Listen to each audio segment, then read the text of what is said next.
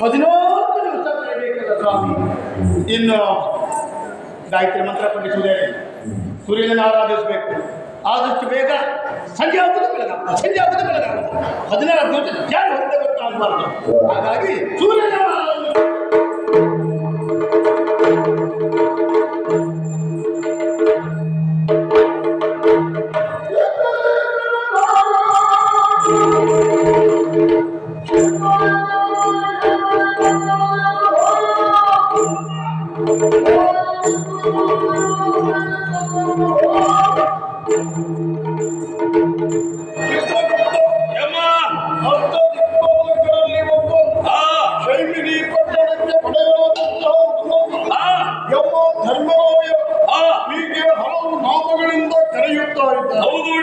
ಈ ಪ್ರಪಂಚದ ಜೀವರಾಶಿಗಳ ಪಾಪ ಪುಣ್ಯಗಳನ್ನು ವಿಮರ್ಶಿಸಿ ಪಾಪಾತ್ಮರಿಗೆ ನರಕ, ಪುಣ್ಯಾತ್ಮರಿಗೆ ಸ್ವರ್ಗವನ್ನು ಪ್ರಾಪ್ತಿಸುವುದು ಎಂಬ ಧರ್ಮರಾಜನಾಗಿ ನನಗೆ ಕರ್ತವ್ಯವಾಗಿದೆ. ಎಂದಿನಂತೆ ಶೈಲಿ ಪಟ್ಟಣದಲ್ಲಿ ಓಲಗವನ್ನು ಕೊಟ್ಟ ಹಾಗಾಯಿತು.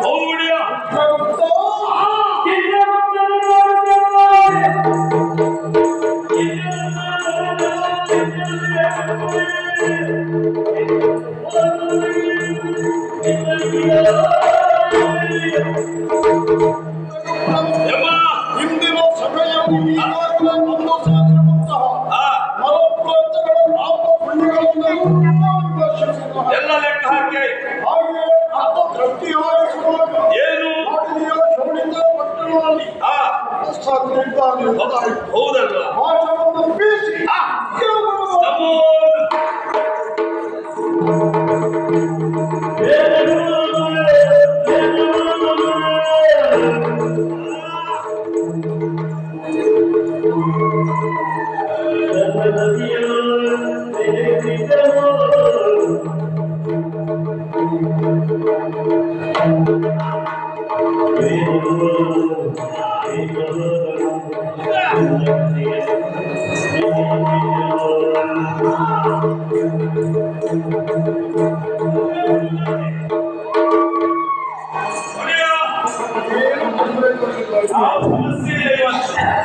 ಇಂಥ ಬೇತ ಸಿಗುವುದೇ ಏನಿವನ ಚರಿತ್ರೆ ಇವನ ಬಗ್ಗೆ ಹೇಳುವುದಾದ್ರೆ ಇವನು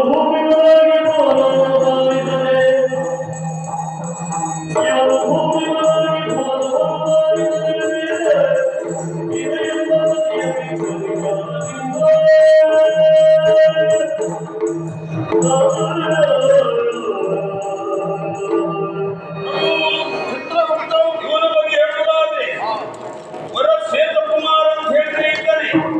ಉತ್ತರಪುರವನ್ನು ನೋಡುತ್ತಿರುವ ವರ ಸೇತುಕುಮಾರ್ ಅಂತ ಹೇಳ್ತೀವಿ. ವಿದ್ಯಾಭ್ಯಾಸವನ್ನು ಮುಗಿಸಿ ನೇರವಾಗಿ ಅರಮನೆಗೆ ಬಂದ. ಅಲ್ಲಿ ಪೀಠ ಏರಬೇಕಾದದ್ದು ಇವನ ಕರ್ತವ್ಯವಾಗಿತ್ತು.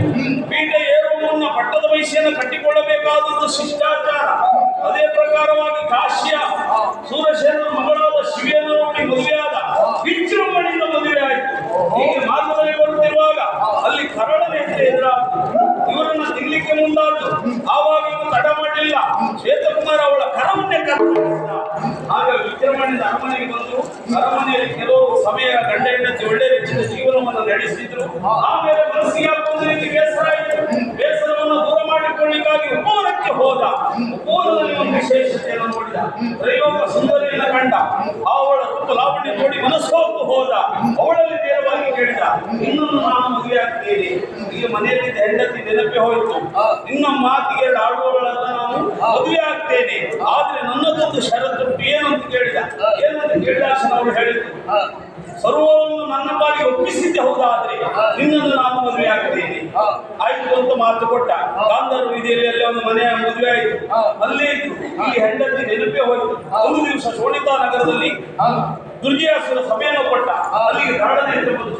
ವಿಚಾರವನ್ನು ಕೂಡ ಹೇಳಿ ಆವಾಗ ಸಿಟ್ಟು ಬಂದು ಲೋಹಿತನೇ ಹೋದವಾಗ ಅಲ್ಲಿ ಶಿವೆ ಇದ್ದಿದ್ದು. ಶಿವೆಯ ಕರಕ್ಕೆ ಕೈ ಹೇಳಿಕೊಂಡು ಬರುವಾಗ ಯಾರು ವರ್ತಮಾನ ಮುಟ್ಟಿಸಿದ್ರು, ಯಾರ್ಯಾರು ಅಲ್ಲ, ನಾರದು ಹೇಳಿದಾಕ್ಷಣ ನೇರವಾಗಿ ಶೋಣಿತಾಪುರಕ್ಕೆ ಹೋದ. ದುರ್ಗಿಯಲ್ಲಿ ಸಭೆಯನ್ನು ಕೊಟ್ಟು ಯುದ್ಧವನ್ನು ಮಾಡುತ್ತಿರುವ ಸಂದರ್ಭದಲ್ಲಿ ನಿಮ್ಮ ಸಾಯುವವರೆಗೆ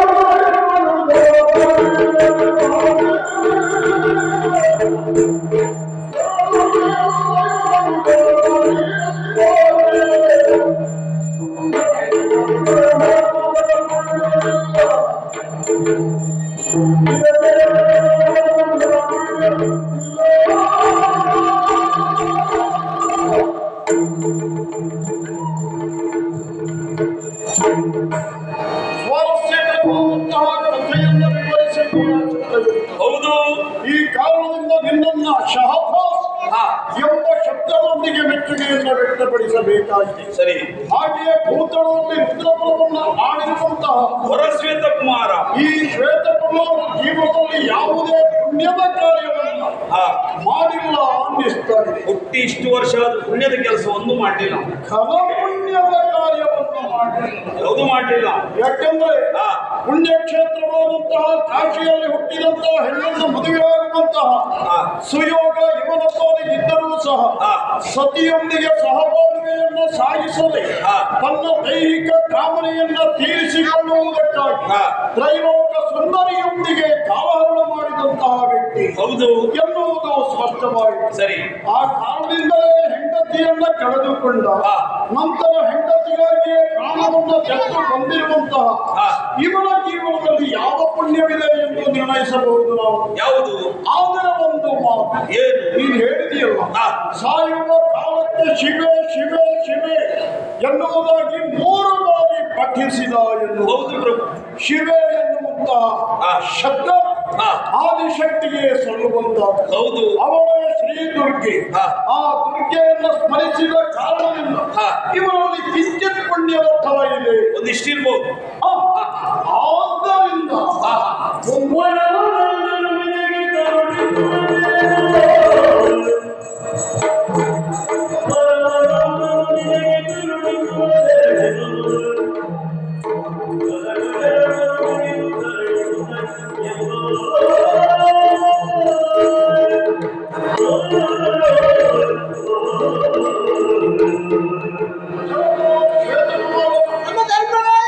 ನಿನ್ನ ಜೀವನದಲ್ಲಿ ಕೈದಿರುವಂತಹ ಪಾಪ ಪುಣ್ಯಗಳನ್ನು ಯಮನಾಗಿ ಕಾಲವಾಗಿ ಈಗಾಗಲೇ ವಿಮರ್ಶಿಸಿದ್ರಿ. ಕಿಂಚಿತ್ ಪುಣ್ಯದ ಫಲವನ್ನೂ ನಾವು ಗುರುತಿಸಿರವು. ಆದ್ದರಿಂದ ಯಮ ಧರ್ಮರಾಯನಾಗಿ ನಿನಗೆ ಫಲವನ್ನು ಕೊಡಲಿಕ್ಕಿದ್ದೇವೆ. ಏನು ಬೇಕು ಕೇಳಿ.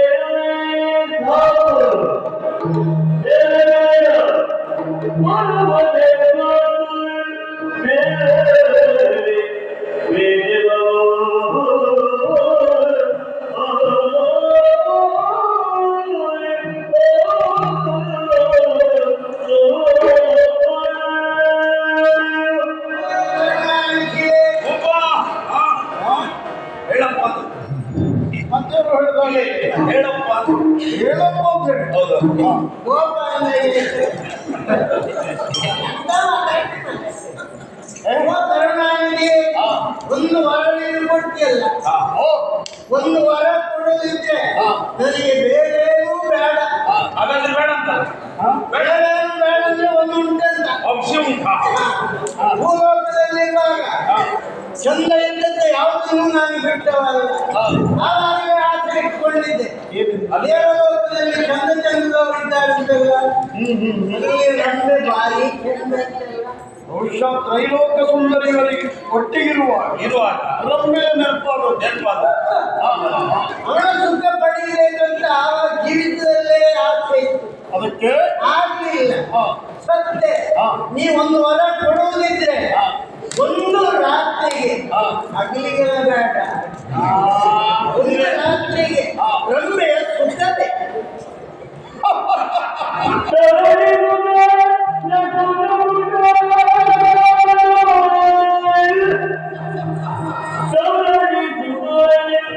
Love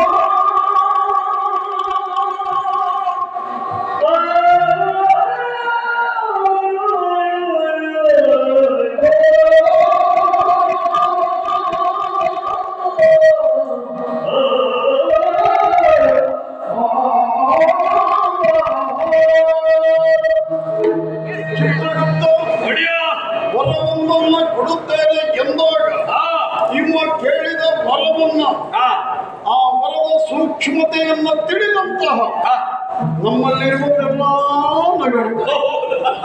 ಯಾಕೆಂದ್ರೆ ಈ ಮನ್ಮಥ ಯಾರನ್ನೂ ಬಿಡುವುದಿಲ್ಲ. ಹೌದು, ಅದೊಂದು ಕೇಳಿದ್ದೆ ನಾನು. ಕೇಳಿದ್ದು ಮಾತ್ರವ? ನೋಡಿದ್ದೆ. ಎಂತದ್ದು ನೋಡಿದ್ದು? ನೀವು ನೋಡಿದ್ರಲ್ಲ, ಅವತ್ತು ನಾನು ನೋಡಿದ್ದೆ. ಬಿಡು ವಿಚಾರ. ಬಿಟ್ಟೆ. ಚಿತ್ರಗುಪ್ತ ಸತ್ತು ಪ್ರೇತವಾಗಿ ಬಂದಿದ್ದಾನೆ ಶ್ವೇತಕುಮಾರ. ಆದರೂ ಇವನ ದೈಹಿಕ ಕಾಮನೆ ಕಡಿಮೆ ಆಗಲಿಲ್ಲ.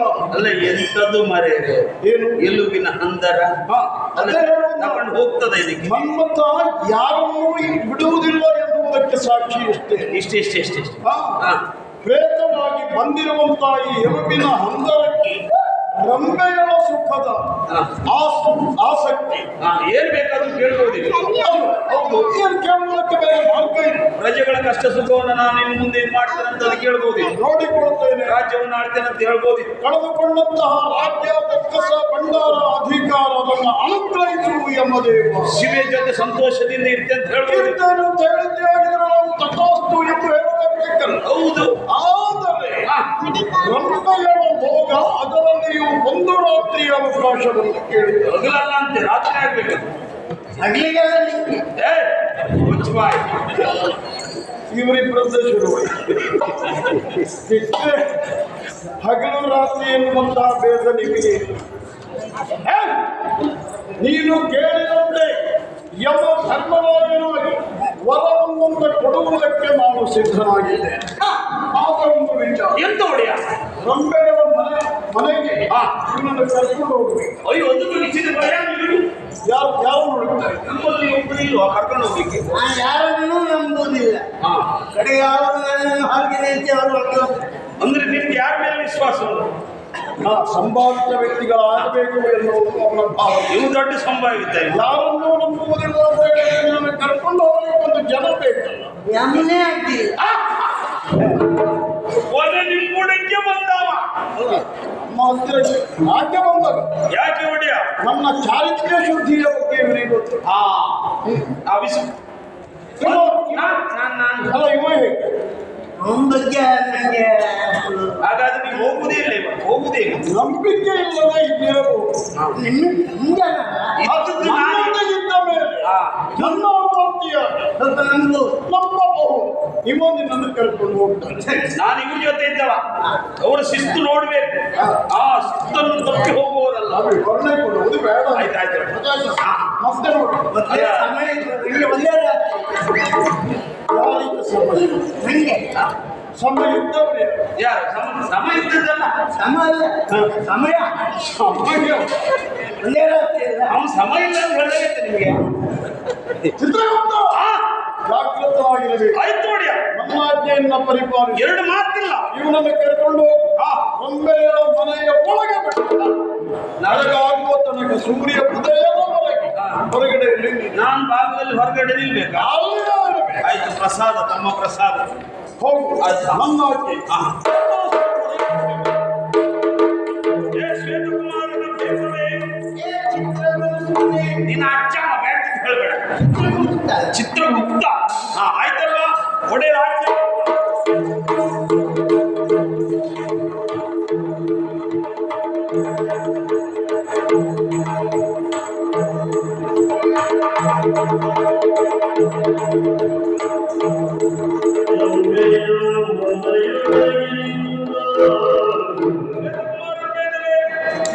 ನಮ್ಮಿದ್ದರಿಗೆ ಬಂದಿದ್ದೇವೆ. ಅಲ್ಲ, ಎಲ್ಲಿ ನೋಡಿದ್ರು ಬೆಳಕೆ ಅಲ್ಲ ಇಲ್ಲಿ. ಇವತ್ತು ಹಾಗೆ, ಇವತ್ತಂತಲ್ಲ, ಈ ಪ್ರತಿದಿನವೂ ಹಾಗೆ.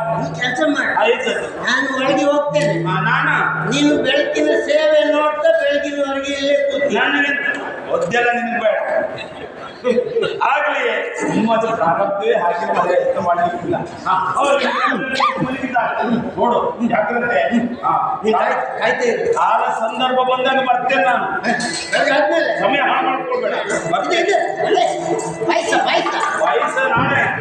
ಇದು ಪಾಯಸ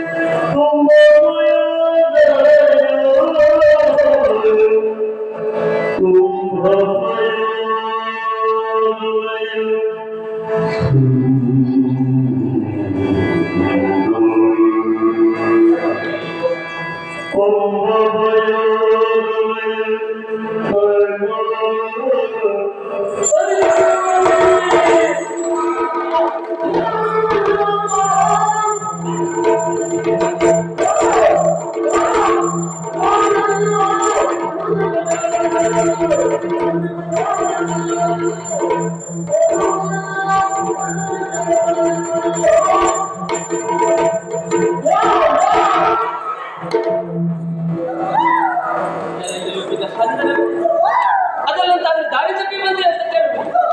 ನೀನು ಹೋಗಬೇಕಾದಲ್ಲಿ ಇಲ್ಲಿಗಲ್ಲ, ಯಮನಾಯಕ ಸೈನಿಕರಲ್ಲಿರಬೇಕಾದವನ್ ನೀನು.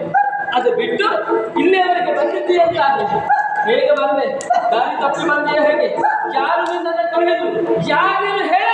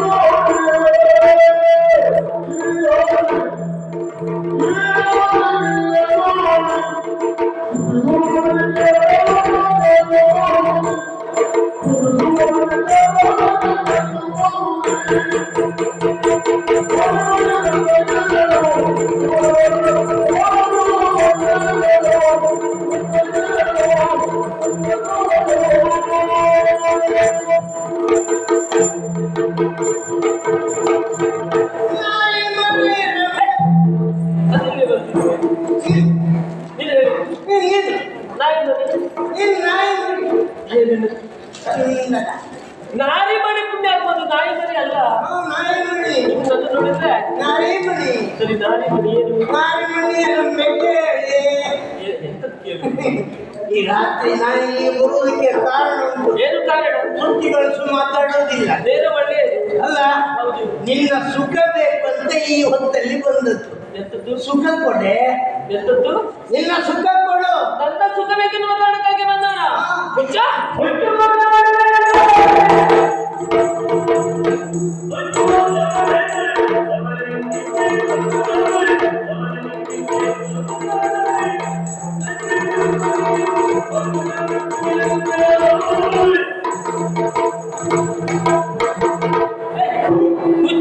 ಮಾತನಾಡಬೇಡ, ಹುಚ್ಚು ಮಾತಾಡಬೇಡ. ಇಲ್ಲ, ಇವತ್ತು ಹೆಚ್ಚು ಮಾತಾಡ್ಲಿಕ್ಕೆ ಇಲ್ಲ. ಯಾಕೆ? ಅದೆಲ್ಲ ತಾನು ನನ್ನ ಸುಖವನ್ನು ಕೊಡಲು ಆಗಿ ಹೇಳ್ತಾ ಇದೆಯಲ್ಲ, ಎಷ್ಟು ಧೈರ್ಯ ಅಂತ ಕೇಳ್ತೇನೆ. ಸುಖ ಕೇಳಲಿಕ್ಕೆ ಧೈರ್ಯ ಬೇಕಾ? ಅದೆಲ್ಲ ಅಂತಾದ್ರೆ ಒಂದು ತಪ್ಪು ಪ್ರಯತ್ನ. ಇದು ಯಾರು ಏನು ಅಂತ ಬೇಡ. ಒಂದು ಸುಖ ಕೊಡು ಸುಖ ಕೊಡು ಅಂತ ಹೇಳಿದ್ರೆ ಹೇಳಿದವರಿಗೆಲ್ಲ ಸುಖ ಕೊಡ್ಲಿಕ್ಕಿದ್ದವಳು ನಮಗೆ. ಇದು ಯಾರು ಅಂತ ಬೇಡ. ಕಡಿಮೆ ಅಂತ ಅನಿಸಿದ್ದೆ. ಯಾರು ನೀನು? ಸಾಮಾನ್ಯನವಲ್ಲ, ರುದ್ರಪುರವನ್ನು ಆಡ್ತಿರುವಂತ ಶ್ವೇತಕುಮಾರ ನಾನು, ರುದ್ರಬಲ ನಾನು, ಸುಪ್ರಸಿದ್ಧ ರುದ್ರಪುರವನ್ನು ಆಳುವ ಶ್ವೇತಕುಮಾರ. ಶ್ವೇತಕುಮಾರನಾಗಿ ಇಲ್ಲಿಗೆ ಬಂದದ್ದು ನನ್ನನ್ನ ಬಯಸಿ. ಸ್ವಲ್ಪ ಸುಮ್ಮನಿರ್ತೀಯ? ನಿನ್ನನ್ನು ಸರಿಯಾಗಿ ನೋಡ್ಕೊಂಡಿದ್ದೇನೆ. ಜಲ್ಲುಬಿನ ಹಂತ ನೋಡ್ಕೊಳ್ಳಿಕ್ಕೆ ನನಗೆ ಕನ್ನಡಿಯೇ ಸಿಕ್ಕಿಲ್ಲ. ನೋಡು, ಅಲ್ಲ, ಶಿಕ್ಷಿದ್ರು ನಿನಗೆ ಬಹುಶಃ ನಿನ್ನನ್ನು ನೋಡ್ಕೊಂಡು ನೀನೇ ಹೇಳುತ್ತೀನಿ. ಯಾಕೆ? ಆವತ್ತು ನೀನು ಹೇಳಿದ ಹಾಗೆ ಸುಪ್ರಸಿದ್ಧನಿರಬಹುದು ಇಲ್ಲಿ ರುದ್ರಪುರದಲ್ಲಿ. ಇಲ್ಲಿಗೆ ಬರುವಾಗ ಜಲ್ಲುಬಿನ ಹತ್ತರ ನಿನ್ನಿಂದ ಏನೂ ಸಾಧ್ಯವಾಗುವುದಿಲ್ಲ ಅಂತ ನೀನು ನನ್ನನ್ನು ಬಯಸುವುದೇನ? ಎಲುಬಿನ ಹಂತದಿಂದ ಎಂತದ್ದು ಸಾಧ್ಯ? ನೀ ಎಲುಬಿನ ಹಂತದಿಂದ ಸುಖ ಪಡೆದಿದ್ಯಾ? ಇಲ್ಲ. ಇಲ್ಲಲ್ಲ, ಒಂದು ಹೊಸ ಪ್ರಯೋಗ ಮಾಡು. ಗೊತ್ತಾಗ್ತದೆ ಎಲುಬಿನ ಹಂತದಿಂದ ಯಾವ ರೀತಿ ಸುಖ ಸಿಗ್ತದೆ. ನೋಡು, ಅದೆಲ್ಲ ಪ್ರಯೋಗ ಇಲ್ಲ, ಅದೆಲ್ಲ ನಡೆಯುವುದಿಲ್ಲ. ಎಲ್ಲಿಂದ ಬಂದಿದ್ಯೋ ಅಲ್ಲಿಗೆ ಹೋಗು. ಸುಮ್ಮನೆ ಹಾಗೆ ಬಂದ್ಕೊಂಡು ಸುಖ ಕೊಡು ಅಂತ ಹೇಳಿದ್ರೆ ನಾನು ಸುಮ್ಮನೆ ಬರಲಿಲ್ಲ. ನಾನು ಹೊರ ಹೊರ ಮಾಡ್ತು ಬಂದವ. ಯಾರು? ಯಮನವ ಬಂದವ ಯಮ ಕಳಿಸಿಕೊಟ್ಟದ್ದು. ಎಲ್ಲಿಯಾದ್ರೂ ಯಮನ ಹೊರಕ್ಕೆ ನೀನು ತಪ್ಪಿ ನಡೆದಂತಾದ್ರೆ ಯಮನಿಗೆ ಸಿಟ್ಟು ಬರ್ತದೆ, ಅವನ ಶಿಕ್ಷೆಗೆ ನೀನು ಗುರಿಯಾಗ್ತಿ. ಈಗ ಯಮನ ವರದಿಂದ ಬಂದವ, ಹಾಗಿದ್ರೆ ಯೋಚಿಸುವುದಕ್ಕೆ ಒಂದು ಸೈಡ್ ಅವಕಾಶ ಯೋಚನೆ ಮಾಡುವ.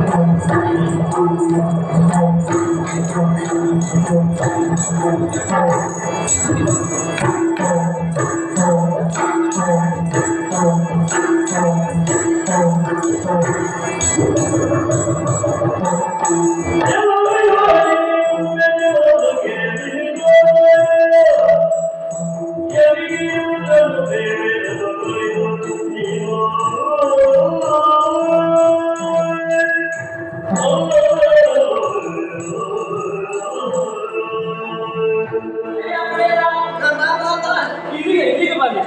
ಮಂಚಕ್ಕೆ ಬಲ ಮಂಚಿಗೆ ಆಮೇಲೆ ಬರುದು.